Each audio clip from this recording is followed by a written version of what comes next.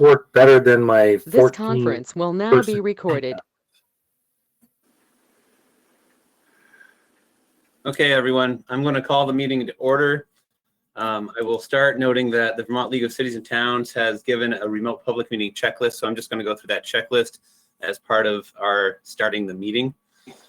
We have provided advance public notice of the meeting.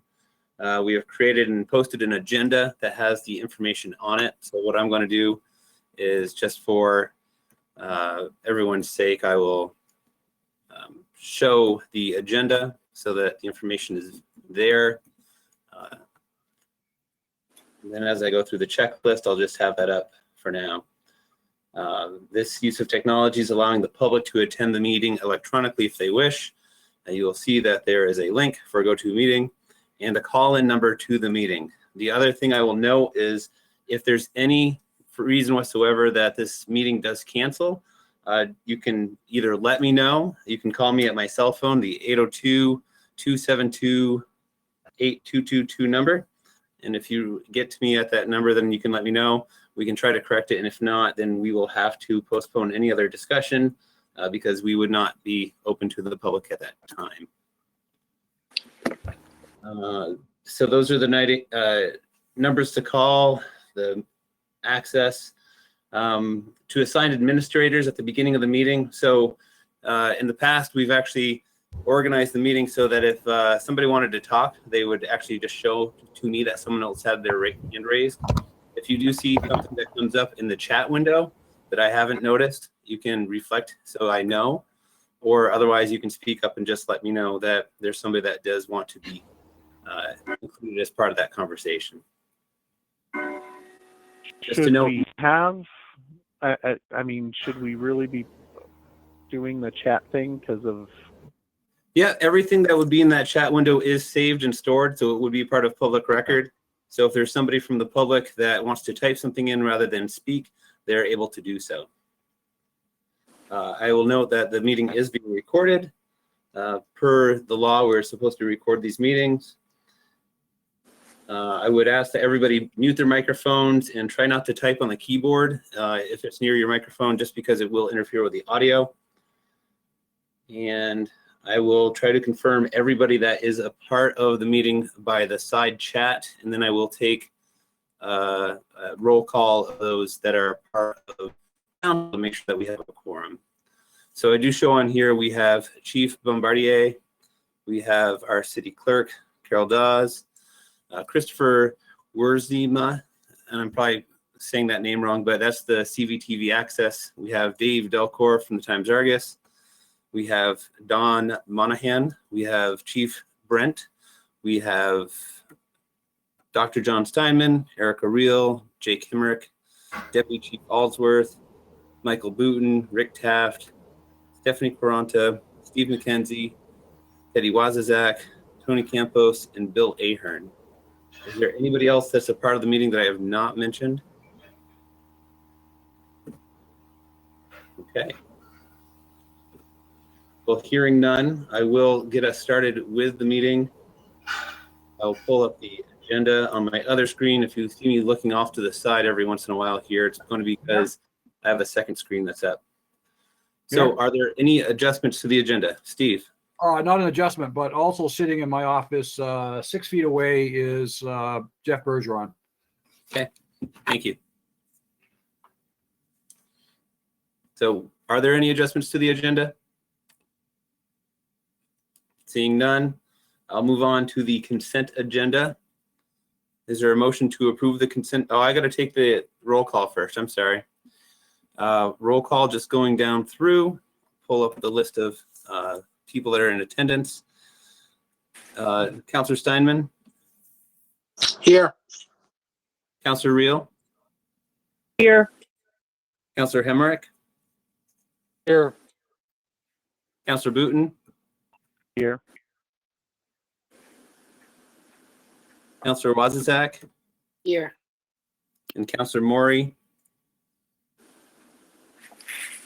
So Councillor Maury is not in attendance. Okay. Okay, so now I'll look for a motion to approve the consent agenda. So moved. This is Michael. Seconded by John. Okay, moved by Councillor Booton, seconded by Councillor Steinman. Discussion? Hearing none. All those in favor, I will go down through. Councillor Steinman, Aye. Councillor Reel, Aye. Councillor Hemerick, Aye. Councillor Booton, Aye. and Councillor Wazizak. Aye. Okay, and I am an aye as well. I will move the discussion over to the city clerk and treasurer. Carol? Okay. Just a continuing public announcement that City Hall is closed to the public. Offices are working with reduced staff, and contact is being maintained through phone, email, snail mail, and we're continuing to provide a pretty high level of service considering the limits that have been imposed upon us. So if anybody has any questions, the public, they can reach us. Go to the website, they can reach us through that.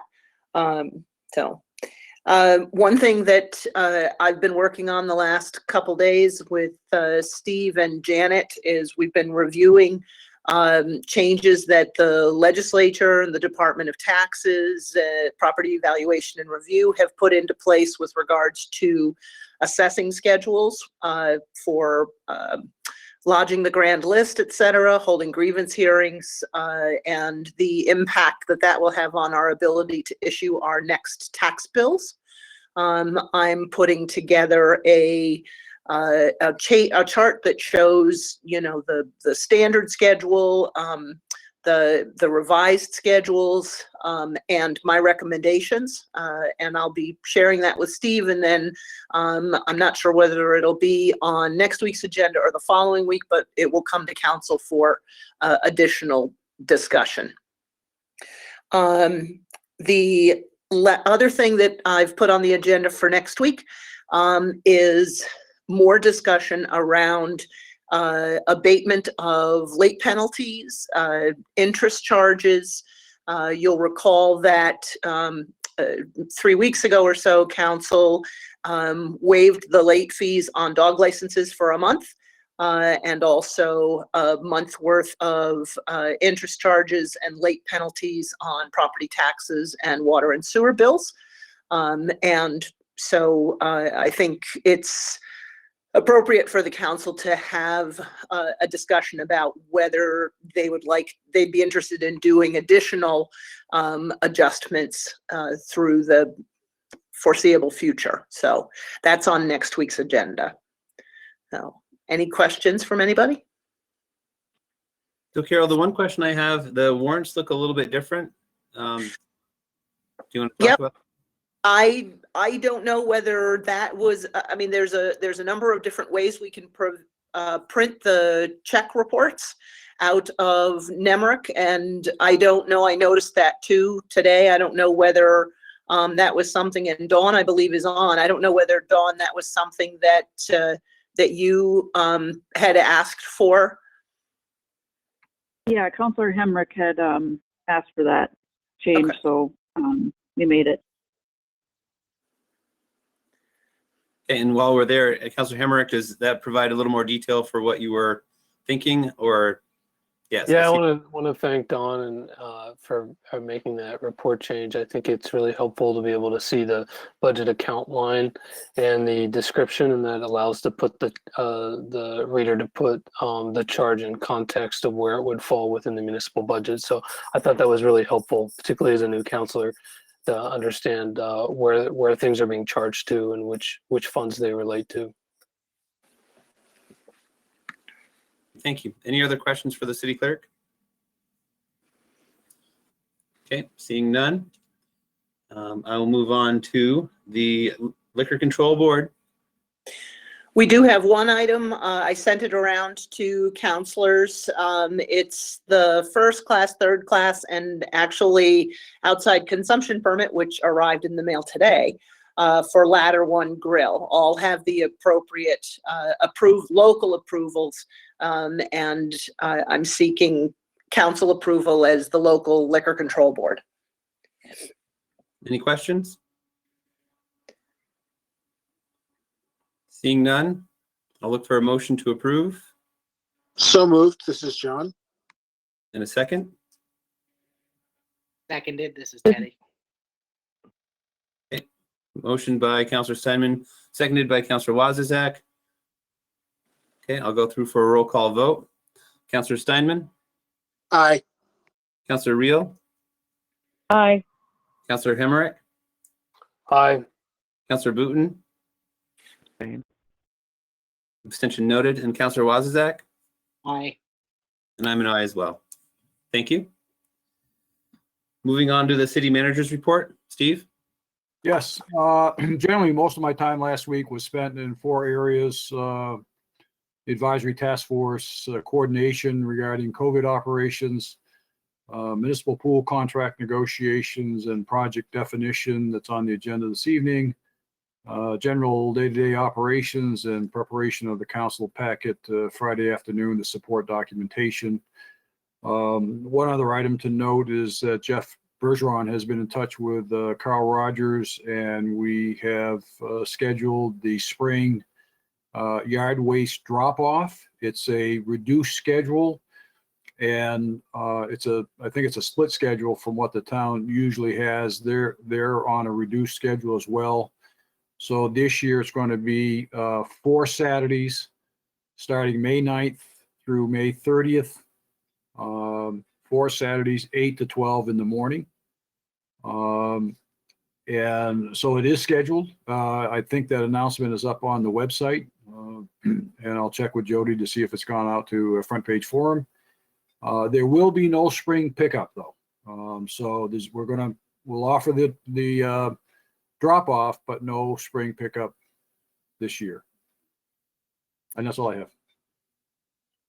Any questions for the manager?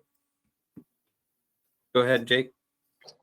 Steve, I was wondering about if the line striping machine is ready to go. Yeah, you'd sent your email. I was going to respond. Actually, Bill can speak to that. But yeah, I mean, I think from Bill and my perspective, getting the striping done as early as we can under the circumstances is really a major priority. So we actually operated the line striping machine yesterday in a trial in the Pro parking lot, and it worked successfully. This is a rebuilt machine with only moderate liability, but among the things that we want to do, in the next 5 to 7 weeks, is to get out and do line striping on good days. So we're focused on first stop bars, then crosswalks, and then beyond that, we'll try to get anything we can in terms of parking lot striping. Center lines we'll try to do later in the year. Thank you. So Bill, while we have you right here, did you want to address any other work that is or is not happening? So we've moved into what we've designated as a COVID phase 2 stay-at-home operation. And so we're maintaining operations at the water plant and the wastewater plant at actually increased staff levels. I've moved 2 streets people to the water plant. I've moved an additional 2 streets people to the wastewater plant. And our goal was to make certain that if we lose key people, there'll be people who aren't as highly trained that would be capable of performing some operations. For the last 3 weeks, we've been meeting telephonically with the city of Montpelier, Barrytown. We added the town of Berlin today to talk about how we can support each other. And the key relevance of that is we have basically 1 licensed operator at the plant. Steve McKelly actually maintains licensure in both wastewater and water and can fill in. We have 2 licensed operators at the water treatment plant. What we've been working to coordinate is if we lose our licensed operators, we've worked out agreements where we would send one of our licensed operators for some portion of a day, every day, to meet the legal requirement for a licensed operator to be in charge of plants. And that could be true for Montpelier. Montpelier would support Barry. And we've worked out other agreements in terms of how we support things as mundane as street sweeping and sewer vacuuming among the 4 communities. Now, Berlin does mostly contract work, but we've also exchanged our list of contractors among the 4 communities. So we have a good operating set of backups, and we've got commitments from one another to actually support. And we've talked about how we do that. So as an example, the sewer vacuum trucks, we've agreed we won't dispatch personnel to operate one another's machine. We're sending the machine with staff. And so the goal here is we're not expecting to exchange costs. We're doing this on the basis that any one of us could be in a situation where we needed help, and it's easier to commit to provide the help. If something occurred that was extraordinary and costs truly were unbearable, I would expect we'll open that discussion and move to try to solve that. But for now, what we've set up is we're going to make sure we operate the plants. We've reduced our street staffing, and what we're trying to do is to operate a day shift of 3 folks in streets, and we're supplementing that with a person in water and a person in sewer, and we're prepared to cross-assign people to make sure stuff works. I'm sorry if I kind of strayed off topic, but basically we're prepared to run. We've made adjustments in our staffing, and we're working out support agreements with our sister municipalities that are actually contiguous to us. Bill, one other question that I know Jake had was the operation of the street sweeper. I know that's been out. I think it's been out fairly a fair amount, but maybe you could speak to that and answer Jake's question. Certainly. So we've been running the street sweeper a minimum of 3 days. Part of our grant agreement with DEC, where they bought us the new street sweeper, was we'd operate at least 2 days a week. What we've determined is that when we look at a 3-person team, unless we have an urgent response activity, we're going to run the street sweeper every day during the day shift.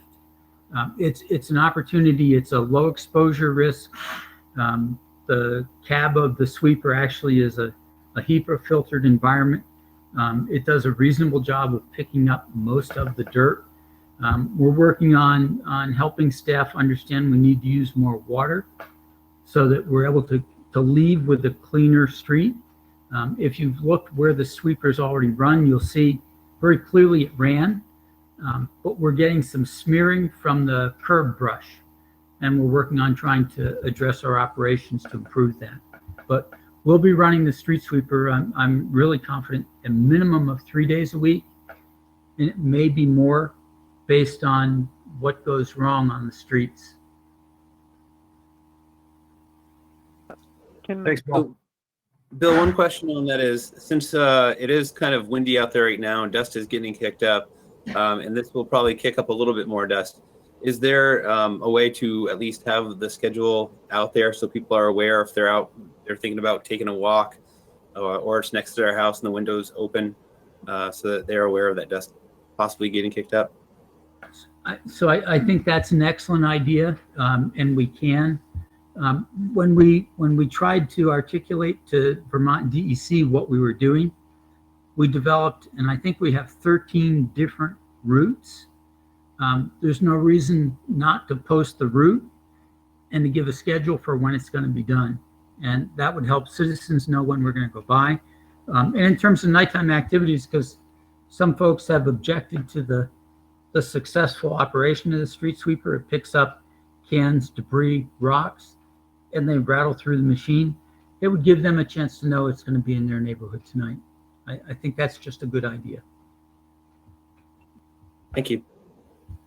Your Honor. Any other questions for the manager or for Bill? Michael? Yes. So I want to circle back to the yard waste pickup. Is there a particular reason we're not doing that? Yeah, it's really, it doesn't fall to an essential service category. We're trying to minimize the utilization of staff. So, made no decision about the fall. We'll see where things are there, but that's basically the reason we decided not to. So are we putting staff into the drop off or no? No. Berrytown. No, we Okay. never. Okay. That's staffed by generally one person up at the Berrytown dump, or I'm sorry, not dump, well, yard waste dump. But in fact, this year, they've enforcing real strict separation of the staff. In years past, the staff has helped unload vehicles and provide assistance, but they are not going to do that this year. Okay. Any other questions for the manager? Hearing none, I'll move on to visitors and communications. Is there anyone who wants to address an item that is not on the agenda? And I'm going to the chat window as well. I do not see anything in the chat window. Seeing none, moving on. Under old business, we do have item 8A, which is the COVID-19 city response update. Steve? You're on mute. Oh, there you Turn the mic on. So a number of items. The advisory task force has convened and conferred at least 5 times throughout the week to monitor and coordinate daily COVID operations impacts, cost containment measures. We're operating with reduced staffing in most departments, but for the emergency services, water and wastewater treatment operations, which Bill just spoke to. We continue to sort through the essential, non-essential employee characterization minefield and maintaining essential functions, and that can be challenging at times.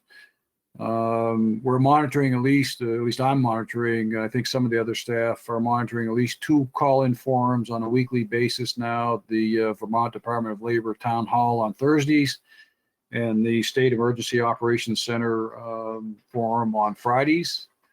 We're also monitoring the Vermont Cities and Leagues and Towns COVID website as well. I also collaborate with Bill Frazier and Montpelier probably 2 or 3 times a week to compare notes, share information, as both cities really have similar characteristics. So similar size, similar staffing levels. So it's helpful to share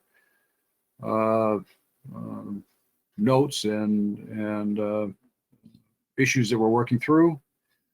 As council knows, we have developed a voluntary furlough program for employees to consider and opt in. This isn't a layoff program, it's a furlough, meaning that they will be brought back. The question is how long? It could be through the end of June. We certainly hope no longer and hope that it could be sooner than they're brought back. We're looking for voluntary responses by noon on Friday, and depending on the response, we've estimated this could save order of magnitude $60,000 or more in expenses. But again, it's a function of how many respond, and that was assuming as many as 10 respond. If there's more, we'll save more. And the last thing that I'm starting to focus now on is assimilating state guidance for COVID public assistance funding. And I will try to focus more on that this week. And I think that's what I have.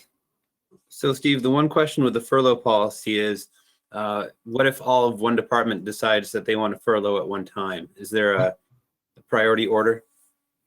Well, the department head and I, as manager, will have to make decisions about what level of staffing is essential and needed. Not everybody in one department can furlough. Any other questions from council? Jake? One question for Steve on the furlough policy. Will that end up that'll end up with as a savings on the deficit, right? If Yes. people did take up that furlough. Yes, a big guess right now is $60,000. Could be more or less function of how many sign up. And on the paving schedule over this spring, summer, and fall, do we expect any of VTrans's policies or COVID to affect any of our paving, or what's on the paving schedule? I'll just make a broad statement and then let Bill fill in and either correct me. But my guess is that the paving schedule has probably been impacted because there's a certain amount of, in most cases, the streets have to be prepped by our staff before the paver can come in. And actually, Bill and I are scheduled to sit down tomorrow to go through paving schedule projects, other DPW projects, and try to decide what's impacted and what can be salvaged. And then I'll let Bill take over from there. So one of the outcomes of that VTrans announcement was we were awaiting a Route 14 project from the Barry City line running south right past Vermont 63. And we have a water line that we needed to make some changes to. And because of the hiatus, basically that work is all pushed back. In terms of the city's program, perhaps the biggest issue is that the plants are going to open late this year. And a second component of that is we're really looking at our capital program, and we're going to reduce any paving that we do between now and the end of the fiscal year. As Steve mentioned, we've got some staff limitations. And then secondarily, the advantage of having capital money carry over is that we can be more prepared in the second half of the year. We are looking to develop basically a request for proposals on paving. We do an annual solicitation, and we've had limited success. So we're actually looking at changing that to be a biennial proposal, look at a 2-year projection, and to deal with the delivery of the service. So right now the contract says they have to respond within 10 days. In 2019, we had response times that were as much as 70 days. Yes, we have a contract that says we can sanction them after 10 days, and simply they'd void the contract. So we've got to do something different with our paving contract, and we're working on what do we change? How do we work with the industry so they understand when we schedule something, they have to show up. And we can't afford, as we did in 2019, where we waited 7 weeks. And I know it really upset some residents, and rightly so, because they simply weren't available. They had other commitments that were higher dollar value to them, and the total sanction we could bring under our contract wasn't adequate to bring them to our site. We've got to do something different. So we're looking at a biannual contract. We're looking at requiring dates for delivery and adding, for the first time ever, some type of liquidated damage per day that they don't arrive. So we know we've got to do something different. Using a hiatus for the remainder of this fiscal year makes a lot of sense. We don't have a lot of money. We will be doing some basically overlays where the roads are so bad they're knocking parts off people's cars, and that's said in jest. We need to go in and do some patching, and then we need to do an overlay to make those roads passable. We're going to be looking at doing that. It's a very limited program. There are roughly some 6 or 7 streets. Unfortunately, you've probably all traversed them. So, you know, the top 3, I'll give you the top 4. Merchants from Summer Street to Route 14, Prospect Street from Fairview to the city to Berlin Street. We can look at River Street from Granite Street to Center Street and parts of Center Street. And then the last one is Air Street. All of those are having just a dramatic effect on the traveling public, and we need to do some type of Band-Aid to make the time frame until we can address them more thoroughly tolerable. Well, we're on the COVID-19 city response update, but thank you, Bill. That is a good update on that. Are there any other questions? One additional question is, do we expect that other boards and commissions are going to be resume meeting at some point now that open meeting law has been amended? Yeah, I'm, it's on the to-do list to get out a communication to the committees that said if they feel they've got agenda items, they can start organizing those through GoToMeeting or whatever IT support they can muster, or will help them if need be. But so that'll be coming back up. The one that and maybe we'll just have to try it. The committee that gives me the most concern is the TAC, because that's one that usually has a large number of members of the public attending. So I've given it some thought, haven't concluded anything yet, but I'm thinking that maybe we give it a try and see if it works. But it's going to put a greater burden on the public to participate electronically rather than attending in person. So we'll see how that goes. Steve, just like the council meeting that we're in right now, they would have the same ability to either log into the site or they could call in. No, I appreciate that the technology is there. The question is, do many of the members of the public, do they have the capability to do it? So that's why I'm saying it'll be a trial and error approach. I think that's the one committee that I think probably has the greatest challenge, if any. Okay. Anything else for the COVID-19 city response update? Seeing none, moving on to item 8B, which is authorize the award of the municipal pool bid. Steve? Yep, councilors, I distributed what I hope to be a fairly concise but fairly complete memo and packet over the weekend. I'm not going to regurgitate it in detail. I'd be happy to answer any questions, but it's reflects what I would consider fairly successful negotiations with the low bidder, Construction Dynamics of Clinton, Massachusetts. We were hoping to find at least $50,000 in savings. We found what we estimate to be around $59,000 in savings. That combined with, well, let me not get ahead of myself. So I think we're successful in negotiations, and that helped to then consider a project scope based on the funding package. The project, we don't have enough money to do all three all elements of the pool project that we anticipated. Those three elements being the base project, which was refurbishment of the pool and replacement of the mechanical building. Alternative 1, which was the beach entry, and then alternative 2, which is Splash Park. The Splash Park turned out to be prohibitively expensive in terms of our funding. So the focus was to see if we could salvage a project that was the base bid plus alternative 1, the beach entry.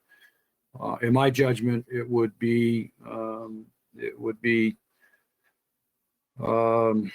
important to do something more than just refurbish the pool.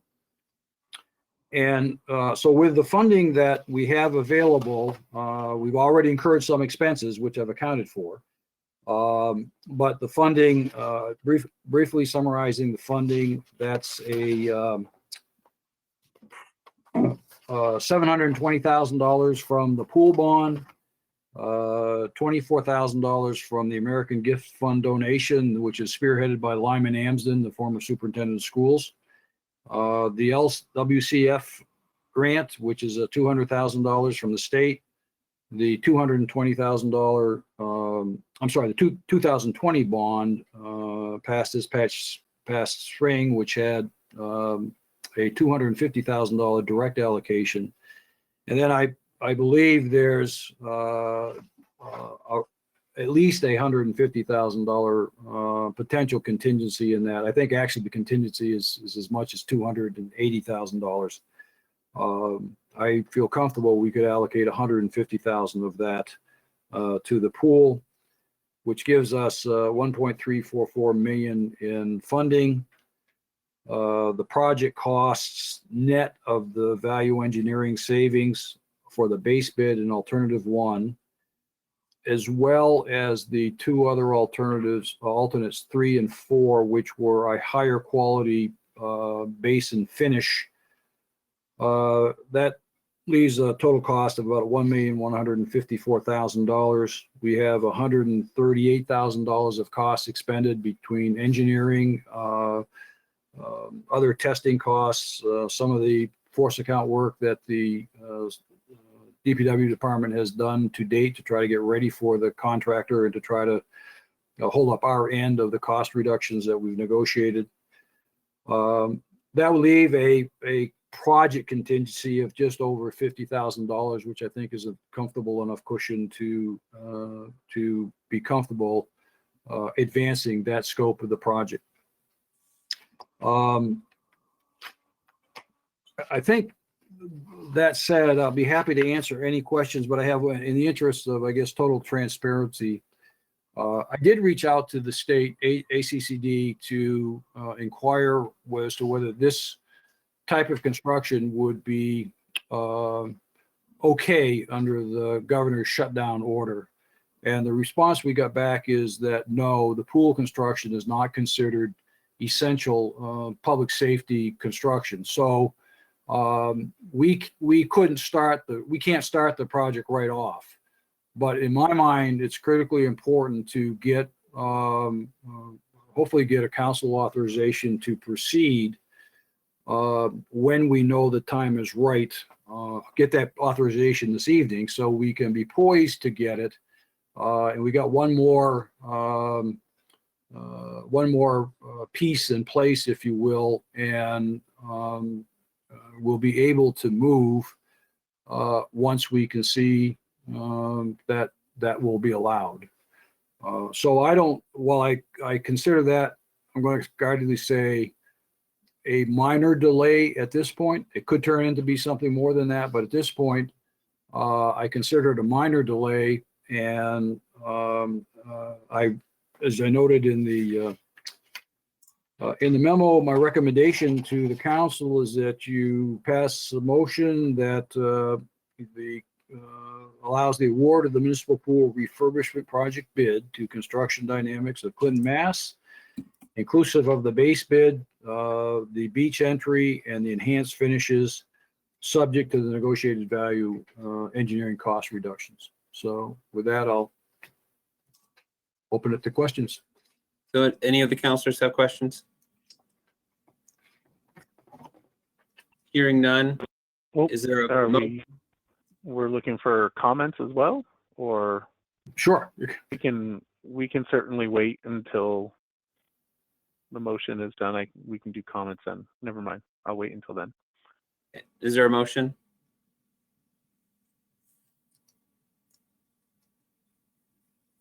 So moved.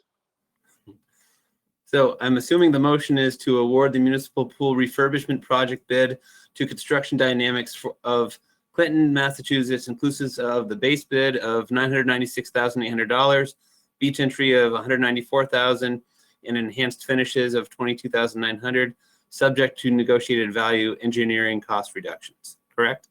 Yes, all of that. Okay, thank you. Is there a second? Seconded. Okay. Moved by Councilor Steinman, seconded by Councilor Reel. Discussion or comments? All right. So I would like to make a comment on this. So I'm going to be voting no on it.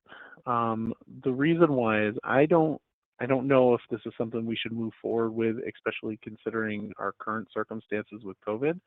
We don't know what things are going to look like on the other side of this. We're talking about quarantine minimum until May.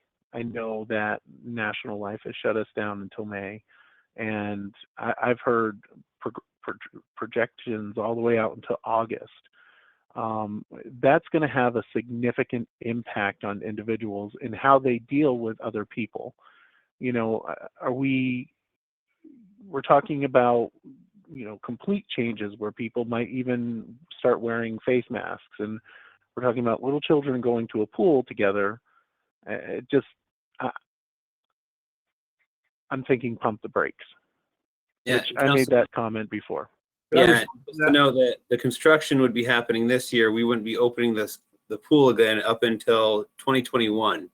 So if we do get through an elongated curve that we're trying to put in place so that we do allow for hospitalizations to occur at the hospital, at the med surg locations as needed, there should still be enough time this year for that construction to happen, and then the pool to open next year. So, by the time we get there next year on the other side of this, we shouldn't be at that point. I'm not confident that this is the best direction to move at this point, and I don't know if it's going to be that way in the future. Past 2021. Noted. Any other questions or comments? I guess I'd like to sort of weigh in on that as well. I think it's nobody can guarantee what the future holds. I think that we are all, what's going to get us through this, or what is getting us through this, is that we will return to some sense of pre-COVID normalcy. Whether that happens, I'm very hopeful it happens by the spring of next year, but whether it does or not, it certainly, I think it's reasonable to expect that it would even the year after. And I've always felt that what we're dealing with here is really a part of the fabric of the community. The pool has been, I think, a very important part of the community for 50 years. I think if we don't seize this opportunity now, I don't know when we will have it again. And I think that, call it coincidence, irony, good fortune, or what, we couldn't have opened the pool this summer if we had wanted to under the current circumstances. So quite frankly, we're not losing anything with this construction season. I think now is the time to make the commitment to the future of the city and not frankly rip some of the fabric away from the city. I'm a strong advocate for advancing this project. And I understand that. I completely understand that, Steve. I'm looking at it from. Can somebody remind me the numbers of how many people go there daily? Stephanie's on, I think.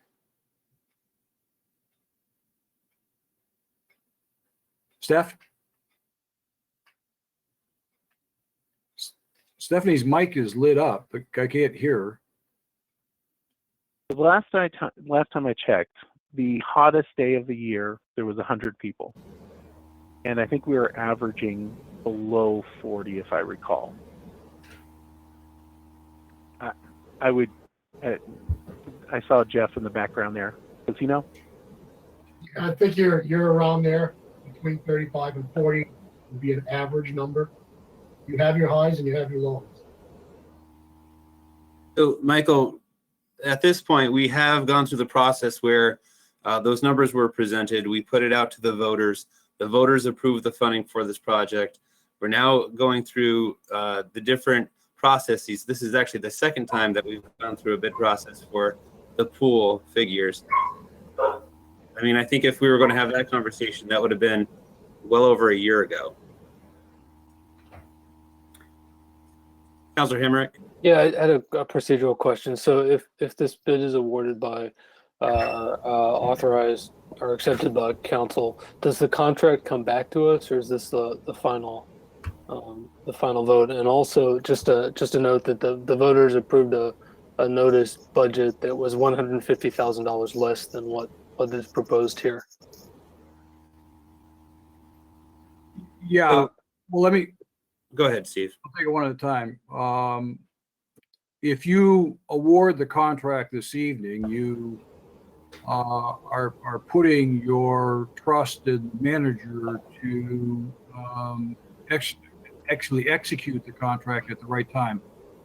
Authorizing award of the contract is not the same thing as signing the construction contract. That the date of doing that remains to be determined, but there are things that have to be put in place before that can happen. Normally, that takes 1 to 2 weeks. But by the same token, if I saw the circumstances changing that questioned the viability of the project, if you will, from the construction mechanic standpoint, I would come back to the council. I wouldn't. I'm not going to blindly charge ahead, but I think it's critically important for me as manager to know now is the time for the council to, I guess, put their last stamp of approval on this, and not keep a sort of a big question mark over moving ahead. I mean, if the council's inclined not to support it, all well and good, then nobody's going to spend any more time on the pool project. We'll have lost the, I don't know, $30,000 or $40,000 invested in it already. On the other hand, I don't want to try to keep the project alive if 2 months down, or a month down the road, or 2 months down the road, the council is going to say no. I mean, I can use my time in better places.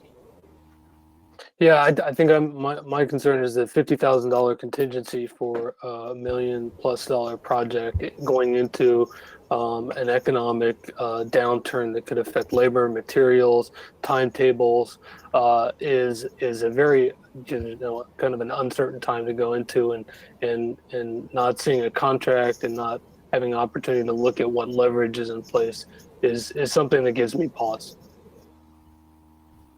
Hi, this is Erica. I think that, if we don't put the steps into putting the pool in now, we're going to lose it. And I think if we don't, we're going to shut down the pool anyway. The pool needs, if we wait, the pool is going to need more repairs later on. And, we need to give the children something to look forward to when we have better time. Just to be clear, the pool as it sits there right now will never open again. It is, we have now actually gutted the mechanical vault. We couldn't have opened it even if we hadn't advanced some of the demo work. But now that the demo work has been done, the pool will never open again as it sits there today. And this is Teddy. I think that Jake does have a good point talking about, we're in a recession at this point, just going to get worse moving forward.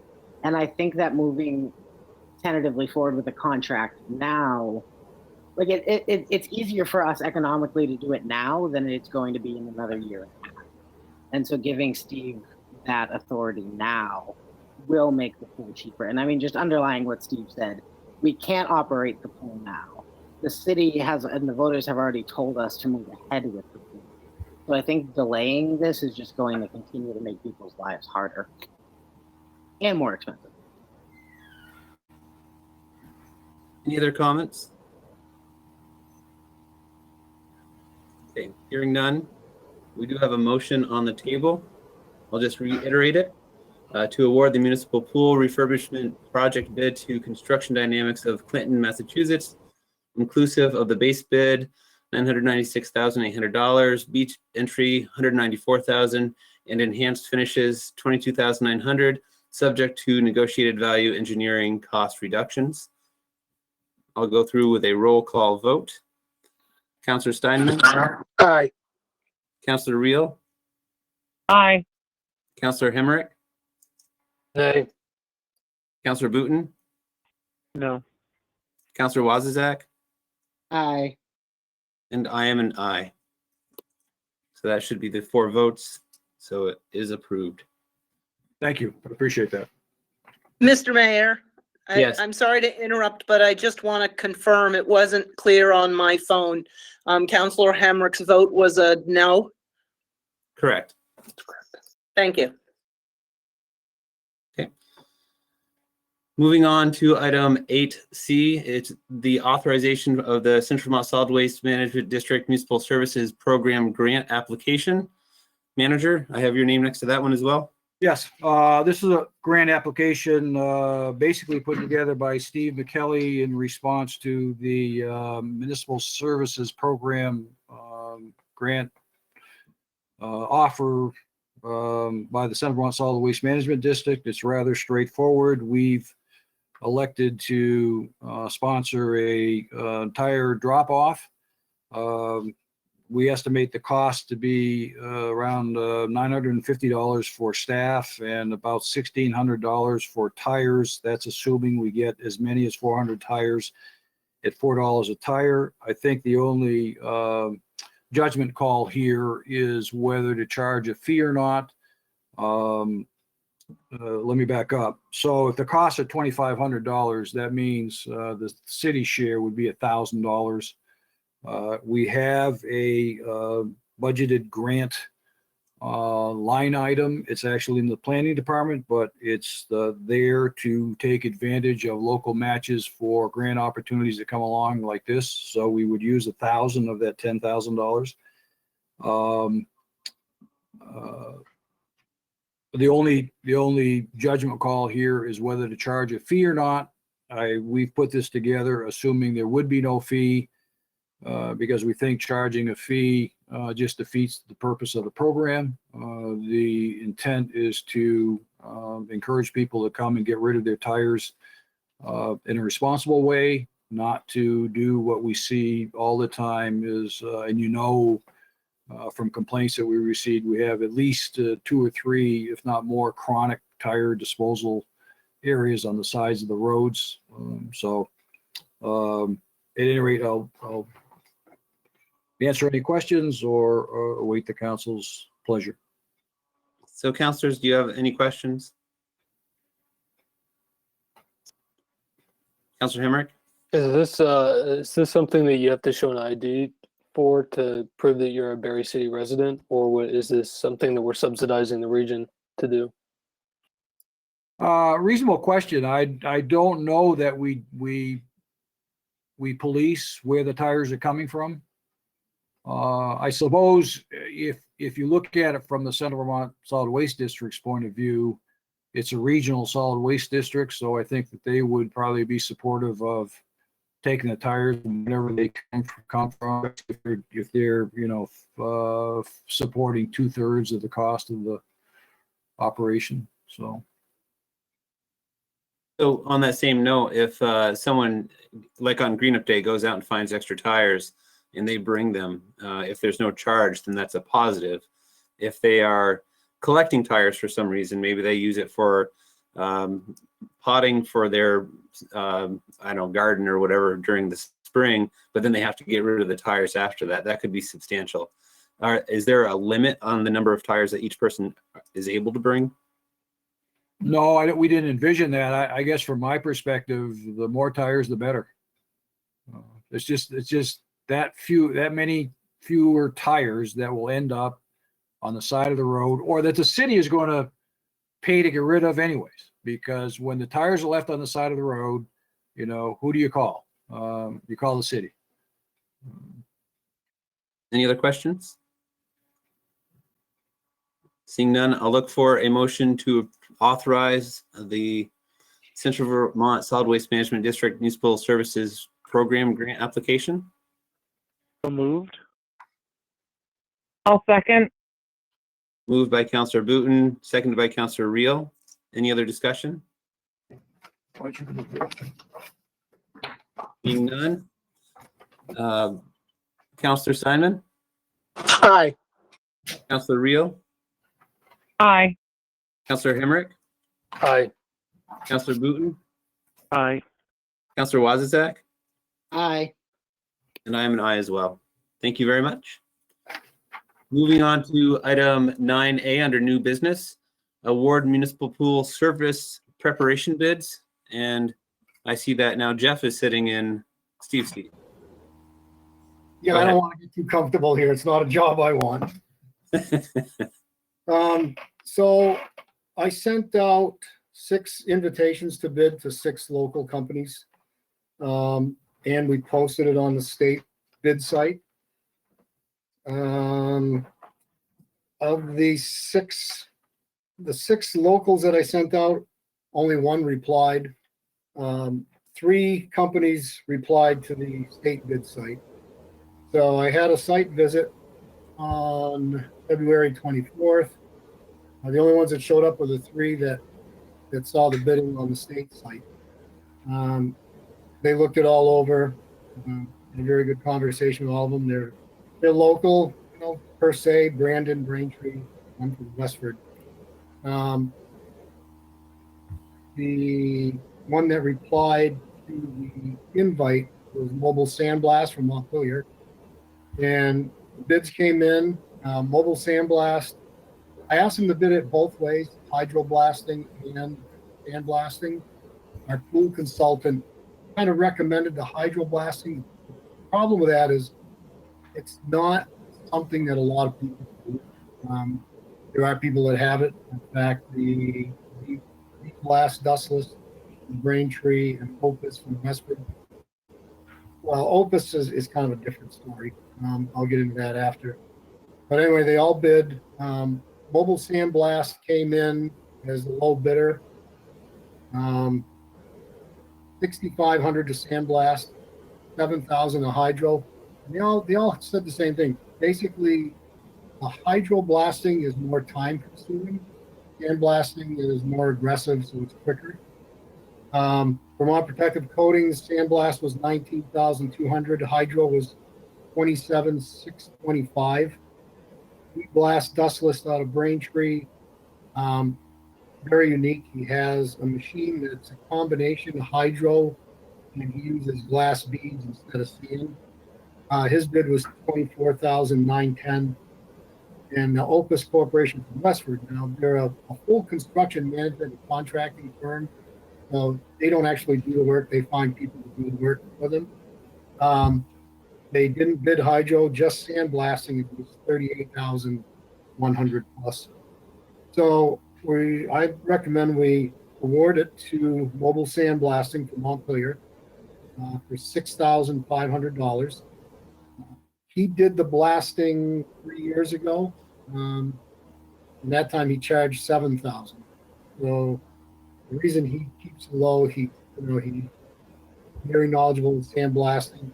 He's done the pool before. He knows what's involved, and he's very involved in the community with youth sports programs. So he keeps the price down to help us out. So that's my recommendation. Mobile Sandblast, Montpelier, $6,500. Any discussion from counselors? Okay, hearing none, is there a motion to approve the recommendation?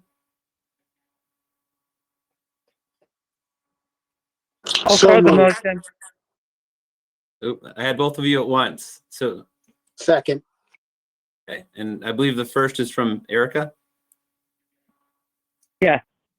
Okay, so a motion by Councillor Reel, second by Councillor Steinman, to approve Mobile Sandblast of Montpelier. Any other discussion? Hearing none. Councillor Steinman? Aye. Councillor Reel? Aye. Councillor Hemrick? Aye. Councillor Booten? Aye. Councillor Wazazak? Aye. And I'm an aye as well. Thank you very much. Thank you. Moving on to item 9B, approval of the CVTV USDA grant application and financial support. We do have Mr. Tony Campos with us. Tony, do you want to say any words toward your request? Yeah, thank you for putting me on the agenda. We started our application for this USDA grant back in January, and it's going to be awarded in August of this year. But with the events that happened, I purchased some equipment. We're still going to be applying for a $30,000 grant April 15th. It was extended from March 31st to April 15th. And we purchased the equipment. We did install the equipment today. So we are able to broadcast live on channel 194, broadcast live on cbtv723.org, live on YouTube, and then next week we'll also be live on Facebook. The equipment, CBTV committed $14,826 to it. The equipment came in at $16,800 and some change. So I went to Berrytown last week and they approved, if CBTV is awarded the grant, that they will put in $1,000. This also gives us points on the USDA grant when other companies or municipalities or 501c3s put some money in. And so after Berrytown approved the $1,000, I reached out to Mayor Herring here and said, can I get on the agenda and request the support of Berry City for $1,000 if we are awarded the $30,000 USDA grant. Okay, thank you. So the question is to approve $1,000 from the general fund from the city of Berry, contingent upon the receipt of the USDA grant application. Any discussion from council or anyone else that is in the Hollywood Squares?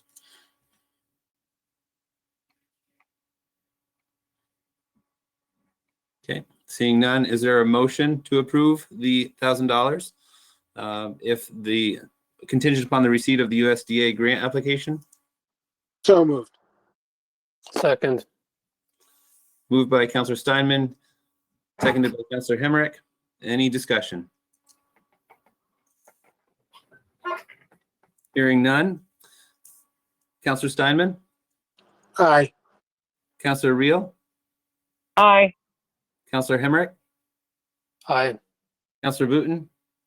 Aye. Councilor Wazazak? Aye. And I'm an aye as well. Thank you very much, and thank you, Tony, for attending the meeting. No, and thank you. And this is going back to what Steve says about these other committee meetings. If they're being recorded, you can push them out to us. And again, we'll broadcast them on our platforms and our cable channels. Thank you very much. Thank you. Have a good Council, moving on to item 9C is the emergency response during COVID-19 update from Chief Brent and Chief Bombardier. And we also have Deputy Chief Aldsworth on as well. So who would like to speak first about some of the responses that are occurring? We did hear earlier about some of the staff reductions, the discussion about furlough from other department heads. How about Tim? Do you want to start us off? Sure, I can start us off. So our primary mission at the police department is to make sure that we have enough staff to address emergency calls. And we have a tiered measured response plan. Currently, we're considering ourselves at the high end of level 2. And it's based on a couple of things, both where the COVID pandemic is in our community and also the overall health of our department. So in the past, folks that know me in the past, I've always said we're 4 square miles. You call, you should get a police officer to drive to your house and talk to you. We have backed away from that for this period of time. And we're dealing with immediate responses for life safety events. Those include things like domestic assaults, robberies, car crashes with injuries, missing people, burglaries, other felonies. When it comes to other services, like somebody needing to make a report that an officer showing up at somebody's house would only be for the sake of having a conversation and giving them a statement paper, we're going about that through electronic means. Our goal there is to reduce our face-to-face contact with people, therefore reducing our officers' chances of catching the virus and keeping our force healthy. We still are responding to all acts of violence and all felonies. When it comes to proactive criminal investigations, they've got to be approved. They've got to be run through the detective sergeant, and they've got to be approved by me. We still have the ability and are doing those.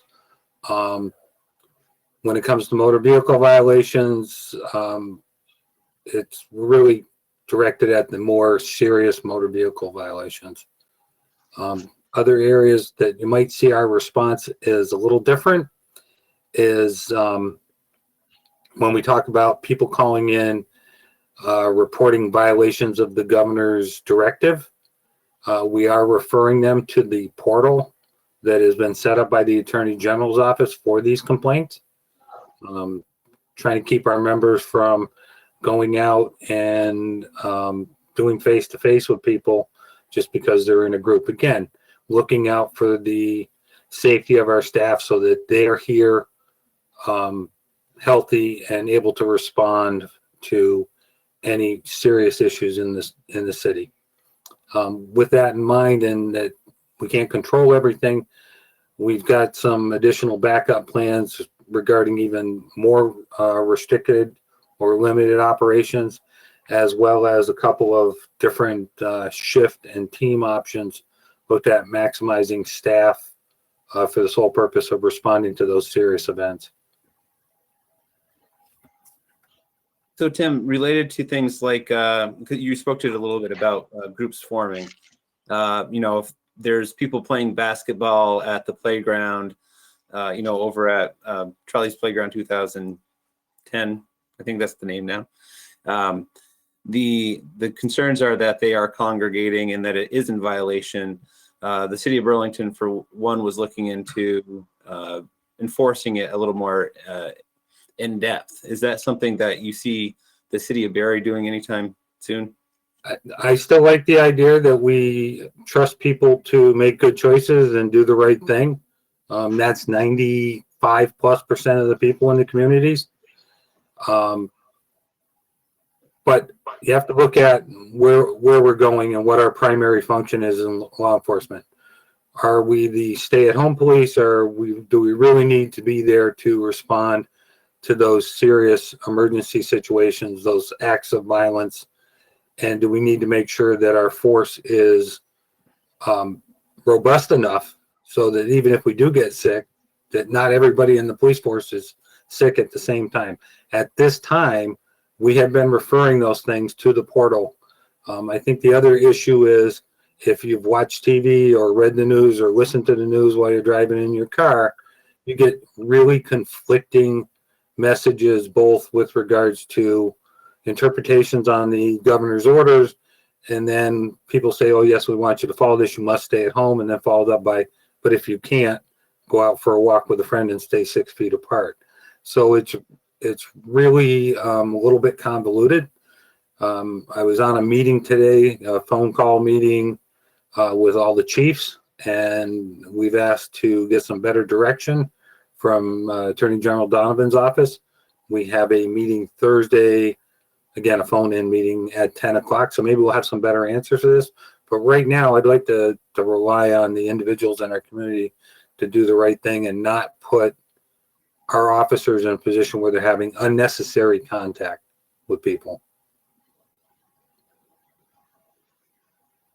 Any other counselors with questions?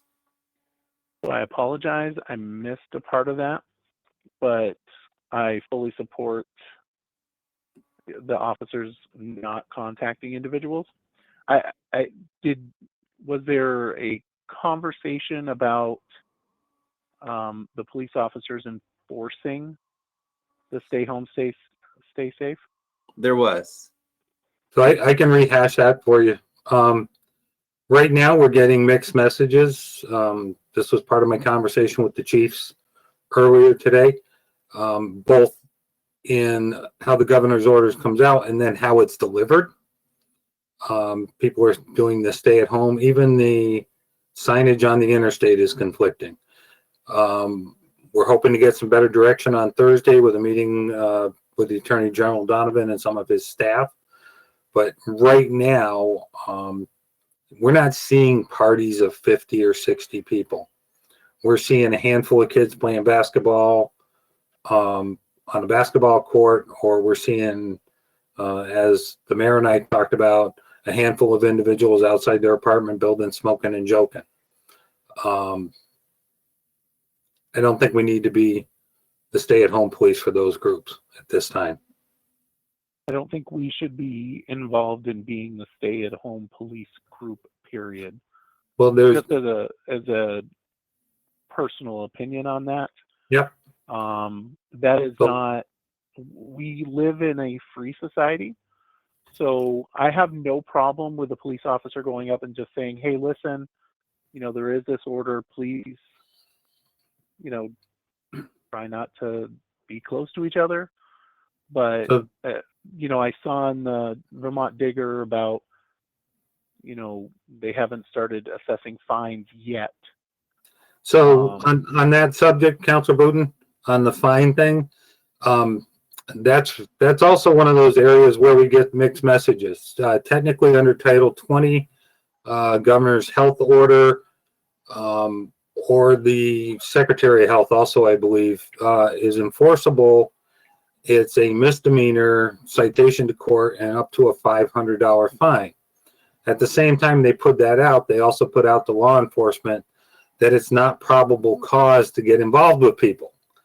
I have some serious concerns that there's a mixed message there and putting our officers in a position where they end up on somebody's property and they really shouldn't be there.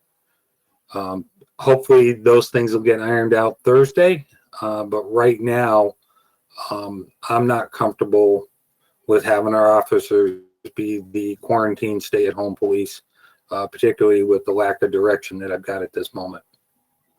And I think the fact that the state's attorney's offices have not been gung-ho about doing that also, and I'll speak just from conversations I had with Mr. Tebow. The last one I had from him was, let's hope people comply. And I would agree with you on that. Hopefully people will comply.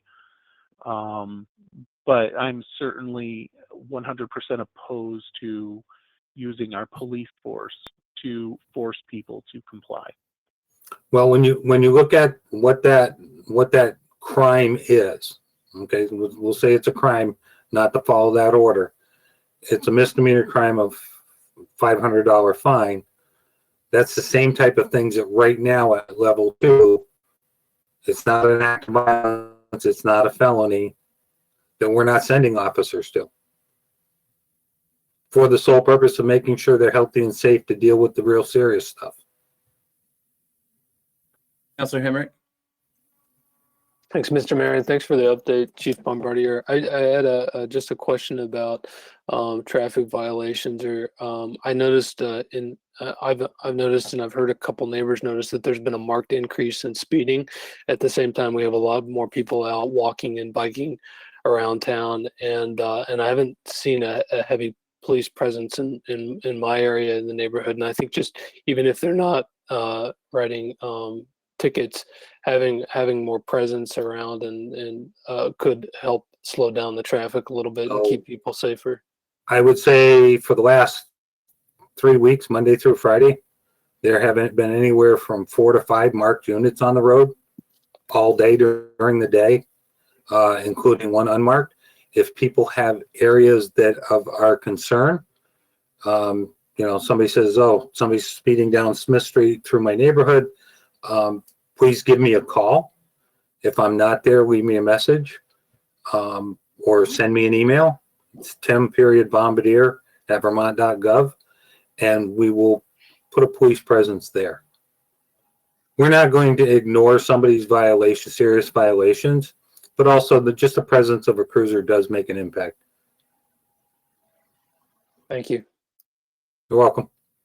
Any other councilors with questions for the chief? Okay, hearing none, I'll transition over to Chief Brent. Good evening. How's everybody doing? Good. Yourself? Good. Can you hear me okay, Mayor? We can.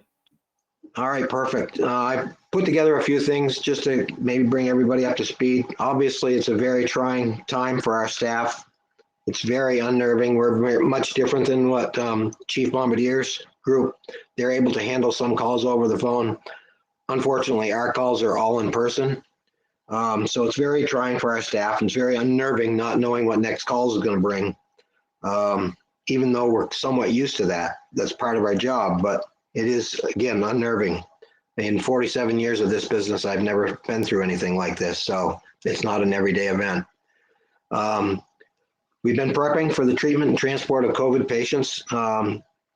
Fortunately, that's not been the case too much for us, but until a week and a half ago, we were at least able to triage by the way the call was received as to what kind of a patient we might be going to and knowing whether we need to don PPE or not.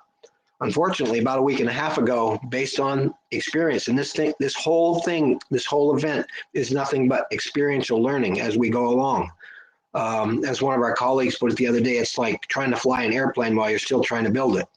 And it is that way. About a week and a half ago, we were told by the state, based on the presentation of the patients that have been seen statewide, you need to put on PPE every time you approach a patient. So every time we get an ambulance call now, we have 2 people donning full protective personal equipment to approach the patient. An average day right now, we're burning through 17 or 18 sets of PPE per day. Yeah, obviously, it takes a little longer to get dressed to prepare for a call, but the guys are well practiced in it. We're striving, Joe and I, Deputy Allsworth, we're striving to keep about 21 days of protective personal equipment ahead so that we're well protected and that we've got enough moving forward. As you know, you don't have to watch TV, but if you do, PPE is very difficult to come by these days. We've put in for PPE from the state stockpile, who is also getting it from the federal stockpile. We've received a little, but not a lot. We have our normal vendors that we've been working with. Fortunately, I'm not trying to pat ourselves on the back. Joe and I saw this coming based on different meetings and so forth that we'd attended. So we tried to stay ahead of the curve, and I think that we're a lot better prepared than some of our colleagues are. We are very pleased with our PPE stockpile to date anyways. Deputy Allsworth and myself have attended an average of 7 or 8 conference calls a week. These conference calls are with the Vermont Emergency Management, the Department of Emergency Medical Services, the Health Department, the Vermont Ambulance District. We also have partnered with our local colleagues, as both Bill alluded to and Tim alluded to, the folks from Montpelier, the folks from Barrytown. We get together and talk with each other frequently to make sure everybody's all set with things, to back each other up as we need. We urge everybody, the public, to cover up as needed. Moving forward, it looks like it's going to be the thing to do. So you can make your own mask. You can find somebody like I did, like my wife, who now knows how to make them. This is to keep the protective masks, the medical masks, the N95s available for medical professionals to use. And it's also can be very stylish, as you can see. And it's very easy to do. I think moving forward, that's going to be something that we're going to see even when we come out of this situation. So one of the other things that we're seeing is when we do transport somebody to the hospital with decontamination times and cleaning, what used to take us about 45-minute turnaround time is now about an hour and a half by the time we get everything cleaned and prepped and ready to go for the next patient. So it has added time to us, what we do in that regard. And I'd certainly take any questions that you might have for us now. Joe is here on board as well, but we would gladly update you as required. Any questions from council? Or anyone else? Mr. Mayor? Yes. Doug, can you talk a little bit about the decon equipment that you put together that we're using on the ambulances? You touched on it, but on the ambulances, the cruisers, and we use them in the jail cells too. Yeah, so Joe can probably give you a little more where this came from. It was stuff that was shared. Again, we're not shy about saying we're stealing ideas from other people, and we're trying to share our ideas as well. Put together a sprayer unit that we were able to get the parts for at a local auto parts store for $100. And we're able to use a solution that is properly designed for taking care of the coronavirus. And we're able to put it together. It has a very fast dry time, about 3 minutes dry time. And then the folks go in and wipe the stuff down. And again, we were able to share it with the police department for the cruisers. And it was even tried on the jail cells today. So I want to say that it's Yankee ingenuity, but I'm not sure that it came from the Yankees. Actually, it came from the fire department in Tulsa, Oklahoma. They were very good in sharing the technology with me. I worked with Napa and Reynolds to get that sprayer together. It uses just under 300 milliliters of this disinfectant that is a 3-minute kill time. We were using a bleach solution before that was pretty caustic and harsh to the equipment in the ambulance. So this is a much better solution for the staff and for our equipment. It's an easier cleanup too. We adapted it to both be mobile or off the airline, shoreline. And today we tested it in the jail cell and it worked pretty well. Joe, or Doug, or Tim, could you comment on what you're seeing for levels of service, numbers of calls? Are they up? Are they down? How is the COVID atmosphere affecting your calls for service? Who'd like to go first? Go ahead, Tim. No, I said, who'd like to go first? Go ahead, Doug. I can. So I looked at that actually this afternoon. We're about 35 ahead of where we were last year at this time. However, recently we've noticed a downturn in the number of calls. And I think that's all in this anticipation thing that we're constantly waiting for the wave to hit, as we've been told in our teleconferences, as Tim and Steve can both attest to. The health officials on the state level are telling us, hold on, because there's going to be a wave that's going to hit. We're hearing that's going to be around the last week of April or maybe the first part of May before this wave hits us. I hope it's not nearly as pictorial as it sounds. But I watch the numbers on a daily basis to see, and there's a lot of people that say, what do you want to live in Vermont for? I got the answer for them. It's because of the numbers. We're very lucky to live where we live. We're very lucky to have the population numbers as small as they are, because it's obviously very population driven and density of population. And on the PD side, I think the calls coming into dispatch are pretty much the same as they've always been. We're seeing less calls for our officers, but I don't know if that's going to hold. For folks that read the Times Argus article regarding domestic violence case increases, and State's Attorney Thibault was talking about those, I ran the numbers for 2019 and for 2020 from January 1st till today's date. And in 2000, sorry, I got to look over here because I wrote them down.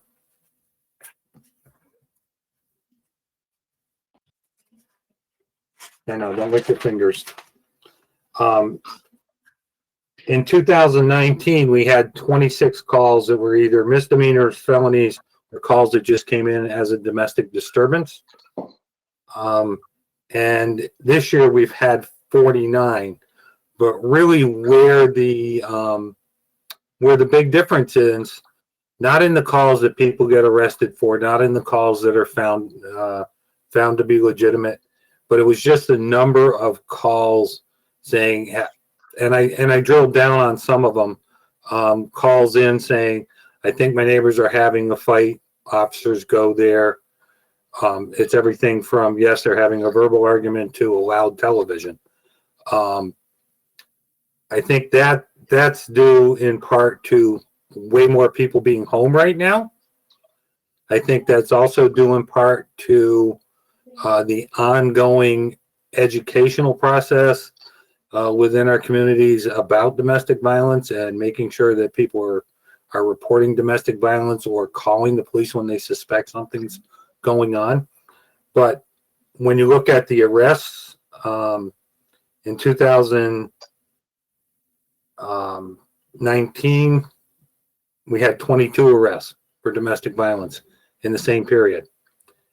This year we've had 19. So they're neck and neck. No great difference there. I didn't drill down into the other cases today. I was kind of hung up on that domestic violence info, but the only increase we're seeing is the number of questionable calls coming in, people reporting. The other place that we're seeing calls is, and people may or may not be aware of this, but as a result of the homeless shelter being here, they've moved people with vouchers and people that were in shelters into hotels in the area in central Vermont, both Montpelier, Barre, and Berlin. We are seeing calls to those places. We're working with the administration. I actually had conversations Monday, Friday last week, Thursday last week, and again tonight before this call with people. There should be a statewide call, and I haven't seen the notice for it, but it'll either be Thursday or Friday, trying to iron some of these things out.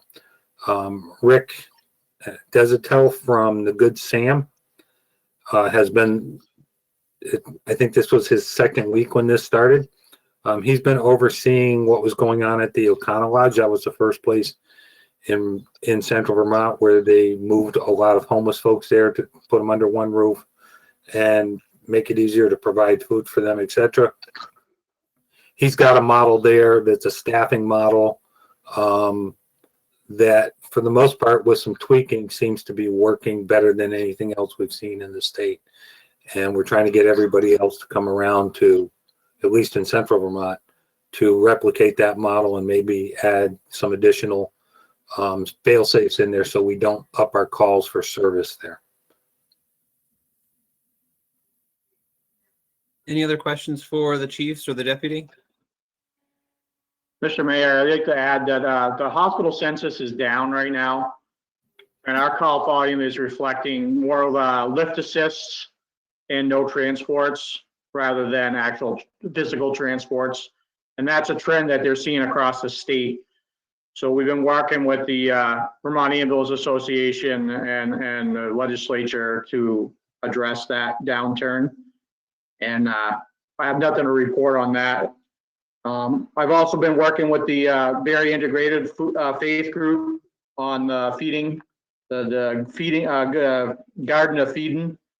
I talk with CVH almost twice a day now, and I have to put a shout out to all our local vendors too that has really come through for our PPE.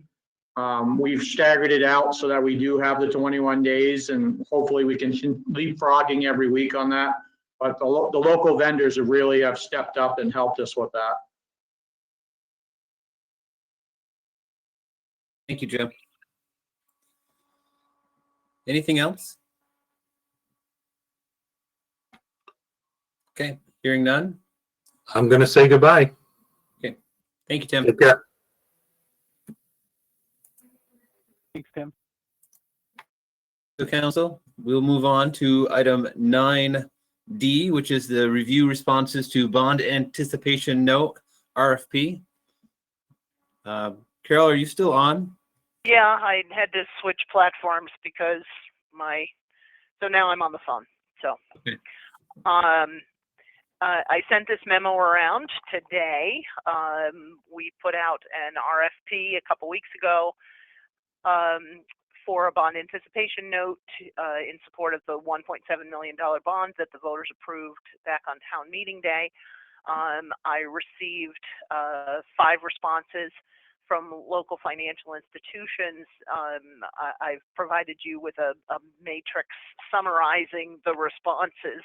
I ran a number of different scenarios because the responses had enough variation in them that I couldn't just It wasn't just a question of picking the lowest interest rate. So I ran a number of scenarios, taking into consideration the interest rates, what I have for projections for, how and when the money will be spent. By my calculations, the best offer for us is option A from Community National Bank, the 1.59% line of credit. So I will inform them that that's what we're selecting tomorrow. I'll let them know. What I generally do is send this memo to all responding financial institutions. It lets them know what everybody else bids, and frankly, it keeps them all really competitive. I will let Community National Bank know tomorrow, and we'll make arrangements for the paperwork to be in front of the council in 2 weeks for your approval. So if anybody has any questions, I'm happy to answer. Any questions? Okay, seeing none. Thank you, and we'll look forward to that information being on the April 21st council agenda. Yep. So council, we're on to item 9E, which is authorized lease with the Vermont BS, which is Buildings and General Services, for interim med-surg facility at the Civic Center. Steve? Yes, this looks to me like a rather perfunctory lease that was sent to us by Buildings and General Services, Mark O'Grady, their Director of Planning and Property Management. They need this lease in order to obtain federal reimbursement for COVID-related expenses. There is no compensation to the city. It's primarily to provide a reimbursement track for the state. Although it does provide some protections for the city in terms of if there are claims or injuries or whatever that happens by the public's use, the state will cover the expenses that we've incurred. I've run this by the city attorney. He made one recommendation to that liability clause that's been incorporated into the clause. So the city attorney is satisfied with this lease. I'm comfortable with it, and I would recommend the council's approval, but we'd be happy to answer any questions. Okay, questions from council? Okay. I make a motion, we approve the lease. And would you authorize the manager to sign as well, please? Yes, and I include authorizing the manager to sign. Second. Okay, motion by Councillor Steinman, second by Councillor Hemrick. Any other discussion? None. Councillor Steinman? Aye. Councillor Reel? Aye. Councillor Hemrick? Aye. Councillor Booton? Aye. Councillor Wazazak? Aye. And I'm an aye as well. Thank you. Thank you.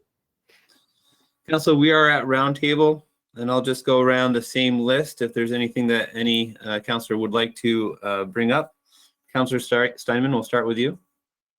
Nothing specific. Everyone just please remain safe, keep your distance, and we're not through this yet, but we're making progress, so just keep the course. And with that, I pass. Thank you. Councillor Reel?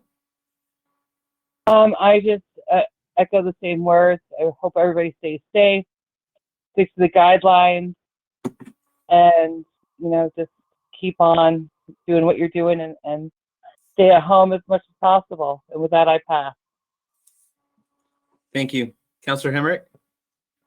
I like the Chief Brent's analogy of assembling the plane while you're flying it. I think staff has just been doing a really impressive job on that. I'd also, the updates from the Central Vermont Regional Planning Commission have been excellent.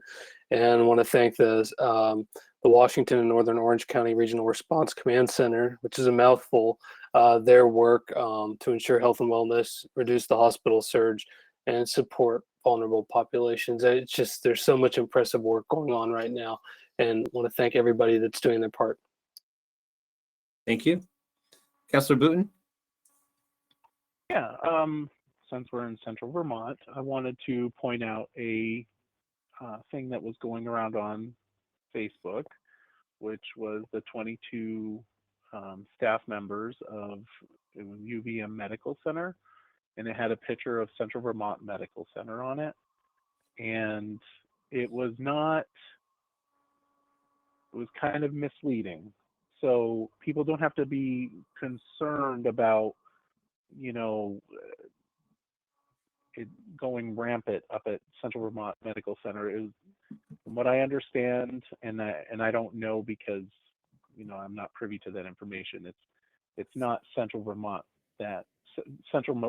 Medical Center that has the 22 people with COVID-19. I believe it's up in Burlington, and I'm seeing shaking of heads. So just let people know that, you know, just reading